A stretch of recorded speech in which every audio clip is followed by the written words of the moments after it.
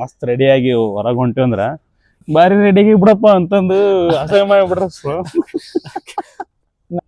Appreciation ಬಗ್ಗೆ ಒಂದು topic ಮಾತಾಡಕತ್ತಿದ್ವಲ್ಲ ಆಗ್ಲೇ. ಓನ್ಲಿ ನಮಗ ಅಪ್ರಿಸಿಯೇಷನ್ ಅದ ಯಾರು ಅಪ್ರಿಸಿಯೇಷನ್ ಮಾಡಿದ್ರು ಹೆಂಗ್ ರಿಯಾಕ್ಟ್ ಮಾಡ್ಬೇಕಂತ ಗೊತ್ತಾಗ್ತಿಲ್ಲ ನಮಗ. ಅದು ಥ್ಯಾಂಕ್ಸ್ ಹೆಂಗ್ ಹೇಳ್ತೀವಿ ಅಂದ್ರ ಥ್ಯಾಂಕ್ ಯು, ಅದನ್ನು ಥ್ಯಾಂಕ್ಸ್ ಹೇಳಕ್ಕೂ ಒಂಥರ ನಾಚಿಕೆ ನಮ್ಗೆ, ಮುಜುಗರ ಮಾಡ್ಕೊಂಡು ಅಷ್ಟ ಆ ಲೆವೆಲ್ ಇಲ್ಲ. ಅದ್ ಹೆಂಗ್ ಎದಕ್ಕಂದ್ರ ಅವಾಗ ಏನಾರ ಹೊಸ ಬಟ್ಟೆ ಹಾಕೊಂಡು ಇಲ್ಲಿ ಮಸ್ತ್ ರೆಡಿಯಾಗಿ ಹೊರಗೆ ಹೊಂಟಿವಿ ಅಂದ್ರ ಬಾರಿ ರೆಡಿಯಾಗಿ ಬಿಡಪ್ಪ ಅಂತಂದು ಅಸಹ್ಯ ಮಾಡಿಬಿಡ್ರ. ಅಲ್ಲ ಅಸಹ್ಯ ನಾವು ಮಾಡ್ತಿದ್ವಿ, ಅವ್ರು ಮಾಡ್ತಾರ, ನಾವು ಬಿಡ್ತಿದ್ದಿಲ್ಲ. ಅನಾವತ್ತು ಮರ ಮಿಂಚಾಕತ್ತಿಲ್ಲ ಅಂತ ಹೇಳಿ ಅದು ಒಂದು ಕಟಿಂಗ್ ಮಾಡ್ಸ್ಕೊಂಡ್ ಬಂದ್ ಕೂಡ ನಾವು ಬಾರಿ ಮಸ್ತ್ ಕಾಣತ್ತಿಲ್ಲ.